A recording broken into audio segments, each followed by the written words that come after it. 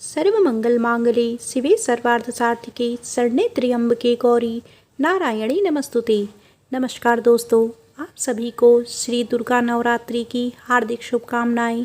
आज की कथा में मैं आपको नवरात्र के 9 दिनों तक सुनी जाने वाली श्री दुर्गा नवरात्रि व्रत की संपूर्ण कथा सुनाऊंगी। अगर आपको कथा अच्छी लगे तो वीडियो को लाइक, सब्सक्राइब और शेयर जरूर कीजिएगा। बृहस्पति जी बोले, हे ब्राह्मण, आप अत्यंत बुद्धिमान और चारों वेदों को जानने वालों में श्रेष्ठ हो। हे प्रभु, कृपा कर मेरा वचन सुनो। चैत्र, अश्विन, माघ मास और आषाढ़ मास के शुक्ल पक्ष में नवरात्रि का व्रत और उत्सव क्यों किया जाता है? हे भगवान, इस व्रत का क्या फल है? कैसे करना उचित है? और पहले इस व्रत को किसने किया है, सो विस्तार से कहो। बृहस्पति जी का ऐसा प्रश्न सुनकर ब्रह्मा जी कहने लगे, हे बृहस्पति, प्राणियों के हित करने की इच्छा से तुमने बहुत ही अच्छा प्रश्न किया है। जो मनुष्य मनोरथ पूर्ण करने वाली दुर्गा, महादेवी, सूर्य और नारायण का ध्यान करते हैं, वे मनुष्य धन्य हैं। यह नवरात्रि व्रत संपूर्ण कामनाओं को पूर्ण करने वाली है। इसके करने से पुत्र चाहने वाले को पुत्र, धन चाहने वाले को धन, विद्या चाहने वाले को विद्या और सुख चाहने वाले को सुख मिल सकता है। इस व्रत को करने से रोगी मनुष्य का रोग दूर हो जाता है और कारागार में पड़ा हुआ मनुष्य बंधन से छूट जाता है। मनुष्य की तमाम आपत्तियां दूर हो जाती हैं और उनके घर में संपूर्ण संपत्तियां आकर उपस्थित हो जाती हैं। वंध्या और काक वंध्या के इस व्रत के करने से पुत्र हो जाता है। समस्त पापों को दूर करने वाले इस व्रत के करने से ऐसा कौन सा मनोरथ है जो सिद्ध नहीं हो सकता? जो मनुष्य इस अलभय मनुष्य देह को पाकर भी नवरात्र का व्रत नहीं करता है, वह माता पिता से हीन हो जाता है, अर्थात उसके माता पिता मर जाते हैं और अनेक दुखों को भोगता है। उसके शरीर में कुष्ठ हो जाता है और अंग से हीन हो जाता है। उसके संतानोत्पत्ति नहीं होती है। इस तरह वह मूर्ख अनेक दुख भोगता है। इस व्रत को ना करने वाला निर्दयी मनुष्य धन और धान्य से रहित हो, भूख और प्यास के मारे पृथ्वी पर घूमता है और गूंगा हो जाता है। जो साधव स्त्री भूल से भी इस व्रत को नहीं करती है, वह पति से हीन होकर नाना प्रकार के दुखों को भोगती है। यदि व्रत करने वाला मनुष्य सारे दिन का उपवास ना कर सके तो एक समय भोजन करे और उस दिन बांधवों सहित नवरात्र की कथा श्रवण करे। हे बृहस्पति, जिसने पहले इस महान व्रत को किया है, उसका पवित्र इतिहास मैं तुम्हें सुनाता हूँ।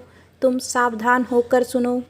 इस प्रकार ब्रह्मा जी का वचन सुनकर बृहस्पति जी बोले, हे ब्राह्मण, मनुष्यों का कल्याण करने वाले इस व्रत के इतिहास को मेरे लिए कहो।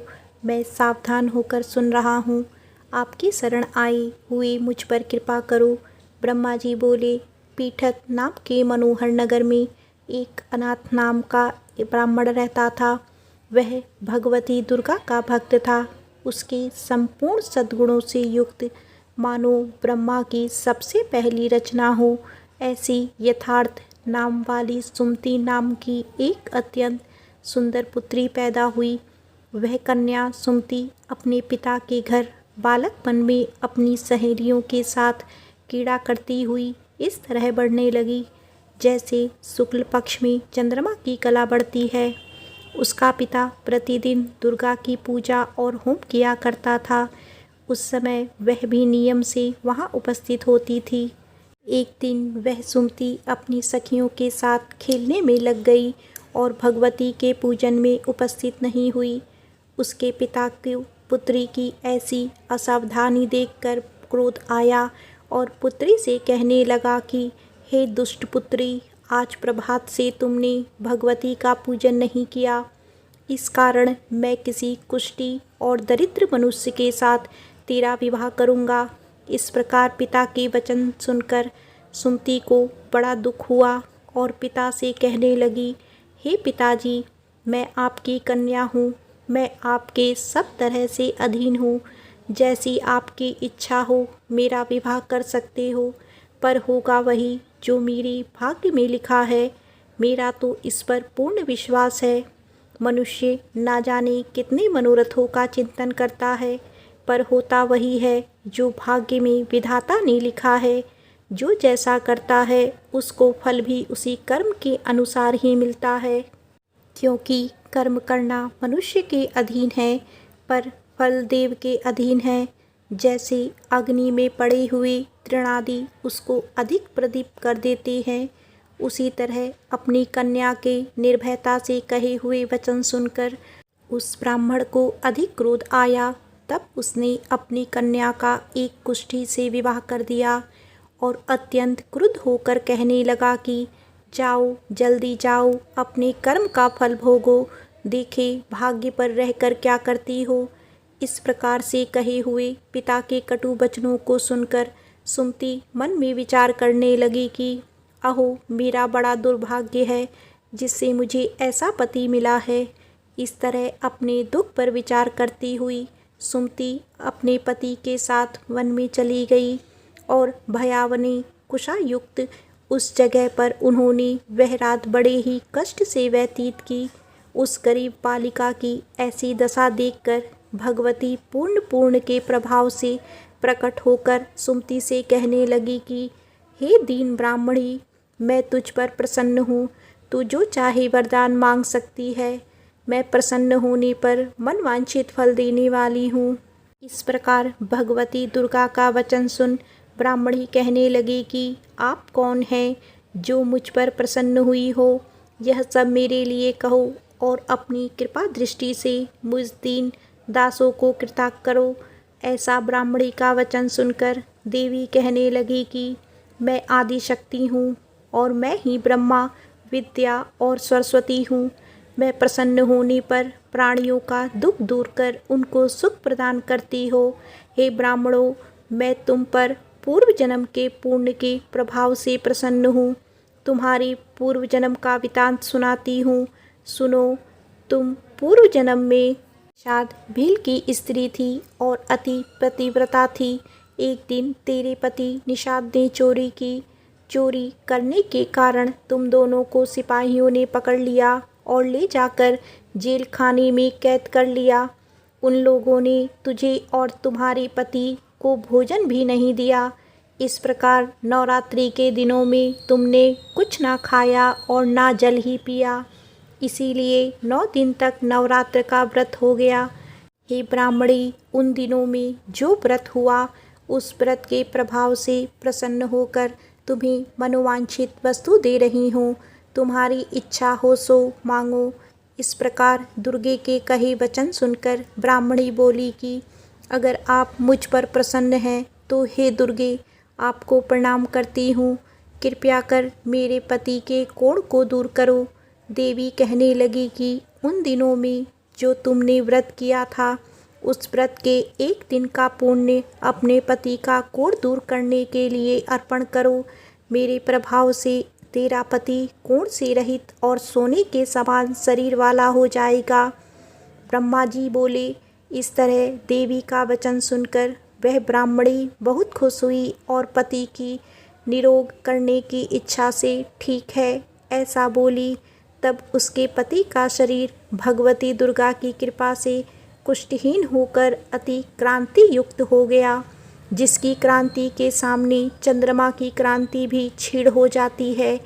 वह ब्राह्मणी पति की मनोहर देह को देख देवी को अति पराक्रम वाली समझकर स्तुति करने लगी कि हे दुर्गे, आप दुर्गति को दूर करने वाली, तीनों जगत का संताप हरने वाली, समस्त दुखों को दूर करने वाली, रोगी मनुष्यों को निरोग करने वाली, खुश होने पर मनवांछित वस्तु देने वाली और दुष्ट मनुष्य का नाश करने वाली हो।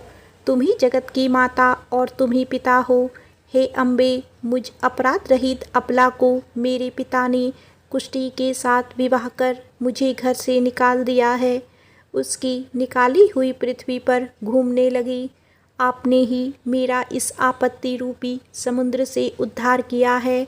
हे देवी, आपको नमस्कार करती हूँ। मुझ दीन की रक्षा करो। ब्रह्मा जी बोले। बृहस्पति। इस तरह उस सुमति ने मन से देवी की स्तुति की।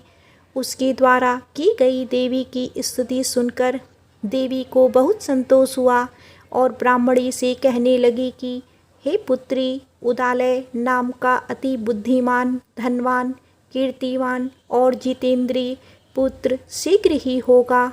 ऐसा कहकर वह देवी उस ब्राह्मणी से फिर कहने लगी कि हे ब्राह्मणी, और जो कुछ तेरी इच्छा हो वही मनवांछित वस्तु मांग सकती हो। ऐसा भगवती दुर्गा का वचन सुनकर सुमति बोली कि हे भगवती दुर्गे, अगर आप मुझ पर प्रसन्न हैं तो कृपा कर मुझे नवरात्र विधि बताइए। हे दयावती, जिस विधि से नवरात्रि करने से आप प्रसन्न होती हैं, उस विधि और उसके फल का मेरे लिए विस्तार से वर्णन करें। इस प्रकार ब्राह्मणी के वचन सुनकर दुर्गा कहने लगी कि हे ब्राह्मणी, मैं तुम्हारे लिए संपूर्ण पापों को दूर करने वाली नवरात्र व्रत विधि को बताती हूँ, जिसको सुनने से मनुष्य पापों से छूटकर मोक्ष को प्राप्त हो जाता है।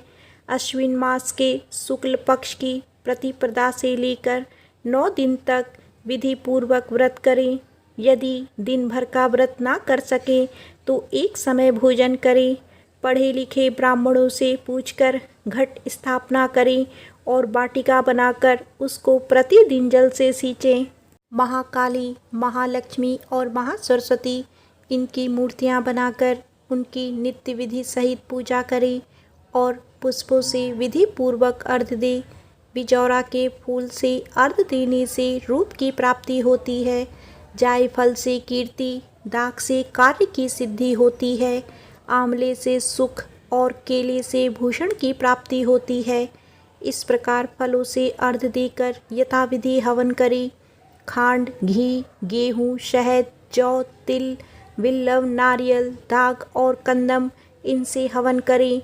गेहूँ से होम करने पर लक्ष्मी की प्राप्ति होती है। खीर व चंपा के पुष्पों से धन और पत्तों से तेज और सुख की प्राप्ति होती है। आंवले से कीर्ति और केले से पुत्र हो। कमल से राज सम्मान और दाखों से सुख संपत्ति की प्राप्ति होती है। खांड, घी, नारियल, शहद, जौ और तिल इससे तथा फलों से होम करने से मनवांछित फल की प्राप्ति होती है।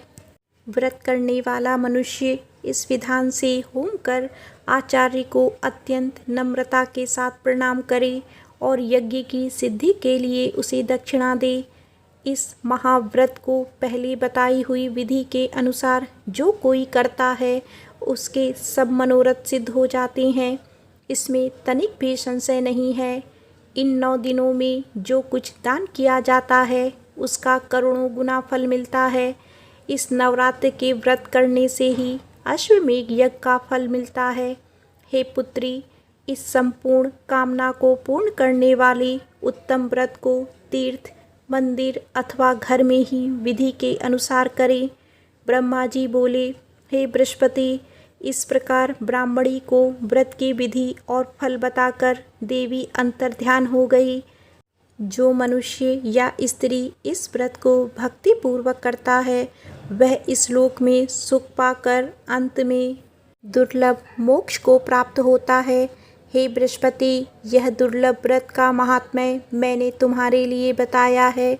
ऐसे ब्रह्मा जी के वचन सुनकर बृहस्पति जी आनंद के कारण रोमांचित हो गए। बृहस्पति जी कहने लगे, हे ब्राह्मण, आपने मुझ पर अति कृपा की जो अमृत के समान इस नवरात्र व्रत का महात्म्य सुनाया। हे देव, आपके बिना और कौन इस महात्म्य को सुना सकता है। ऐसे बृहस्पति जी के वचन सुनकर ब्रह्मा जी बोले कि हे बृहस्पति, तुमने सब प्राणियों का हित करके इस अलौकिक व्रत को पूछा है, इसीलिए तुम धन्य हो। यह भगवती शक्ति संपूर्ण लोगों का पालन करने वाली है। इस महादेवी के प्रभाव को कौन जान सकता है। तो एक बार प्रेम से बोलिए माता रानी की जय।